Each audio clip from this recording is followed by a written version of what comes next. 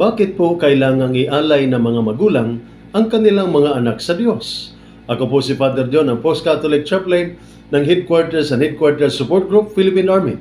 At ito po ang salita ng Diyos, ang ating gabay.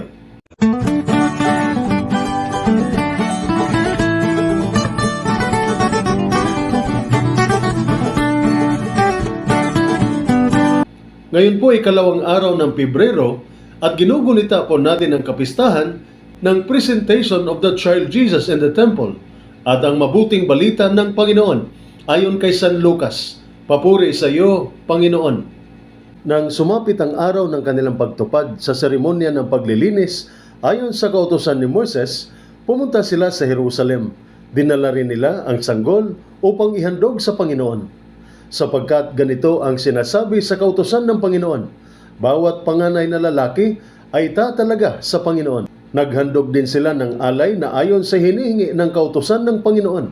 Maaring mag-asawang bato-bato o kaya'y dalawang inakay na kalapate. May isang tao noon sa Jerusalem na ang pangalay Simeon, isang lalaking matuwid, may takot sa Diyos at naghihintay sa katubusan ng Israel.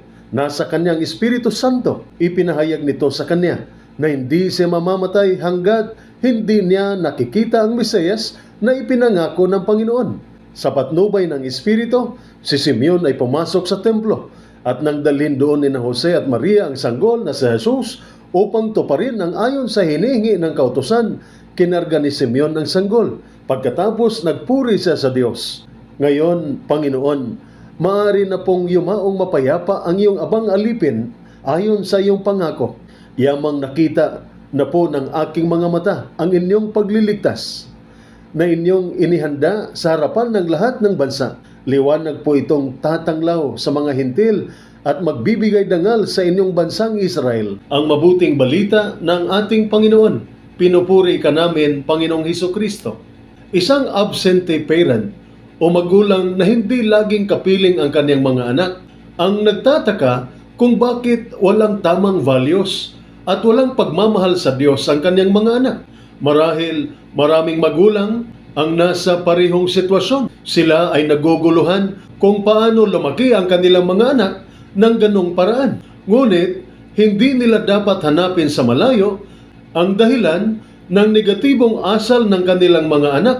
Kailangan lamang nilang tumingin sa harap ng salamin at tiyak na matutuklasan nila ang taong nasa likod ng negatibong asal ng kanilang mga anak. Ang mga magulang ay ang pangunahing tagapagturo sa kanilang mga anak.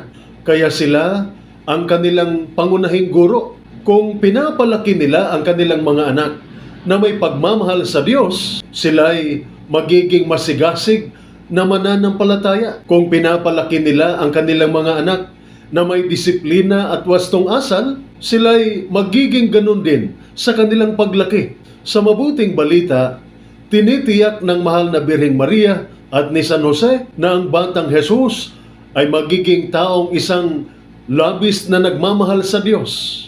Ito ang dahilan kung bakit lagi silang naglaan ng oras upang ialay si Jesus sa Panginoon. Alam ni Maria at Jose ang mahalagang papel ng pagmamahal sa Diyos sa buhay ng isang bata. Parehong alam nila kung papaano palakihin ng maayos ang kanilang bugtong na anak na si Jesus upang siya ay lumaki bilang isang taong mapagmahal sa Diyos. Kaya kahit busy tayo, huwag kalimutang maglaan ng oras upang dalhin ang inyong mga anak sa Panginoon. Huwag kalimutan at kaligtaang ipakilala si Jesus sa kanila at turuan sila tungkol sa iyong pananampalataya dahil tiyak na magbubunga ito. Dinadala mo ba ang iyong mga anak sa simbahan upang dumalo sa banal na misa? Na ipakilala mo na ba si Jesus at ang Biblia sa kanila?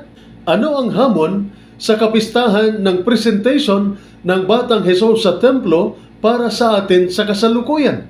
Sinasabi sa atin ng Ebanghelyo kung papaano nagpunta si Maria at Jose sa templo upang tuparin ang kautusan ni Moises na nag-utos na ang bawat panganay na lalaki ay ialay sa Panginoon 40 araw matapos ipanganak. Kaya inialay nila ang batang Jesus sa Diyos sa templo. Alam ninyo, lagi ko pong inaalala ang aking bokasyon bilang pari, bilang tugon sa dasal ng aking mga magulang, lalo na ng aking tatay. Bukod sa pagdadala sa aming magkakapatid sa simbahan tuwing linggo, tuwing umaga, kahit na habang kami ay natutulog pa, igagaya o ipinapatong ng aking ama ang kanyang mga kamay sa aming mga ulo at ipagdarasal ang bawat isa sa amin. Pagdating sa akin, laging ipinagdarasal niya na ialay niya ako sa Diyos upang maging kanyang lingkod. At unti-unti ngang natupad ang kanyang dasal para sa akin at ako'y naging isang pari.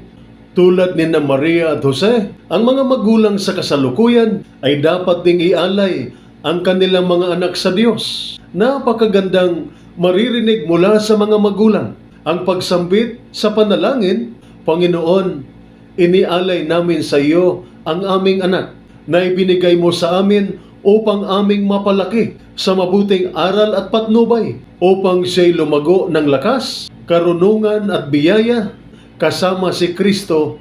Amen. At ito po ang salita ng Diyos, ang ating gabay. Manalangin tayo. Ama naming banal, habang ako'y naglilingkod sa hukbong katihan ng Pilipinas, naway laging kasama ko ang iyong gabay at proteksyon. Tulad ng iyong pag-iingat at paggabay kay Simeon sa templo, bigyan mo ako ng karunungan at pangunawa upang gampanan ang aking mga tungkulin ng may dangal at katapatan. Tulungan mo akong maging tanglaw ng pag-asa at kapayapaan sa gitna ng mga hamon at kawalan ng katiyakan. Naway magniningning ang iyong liwanag sa pamamagitan ko at ako'y maglingkod ng may tapang at pagmamahal. Amen. At sumainyo at sa inyong pamilya ang pagpapala ng makapangyarihang Diyos, Ama, Anak at Espiritu Santo. Amen.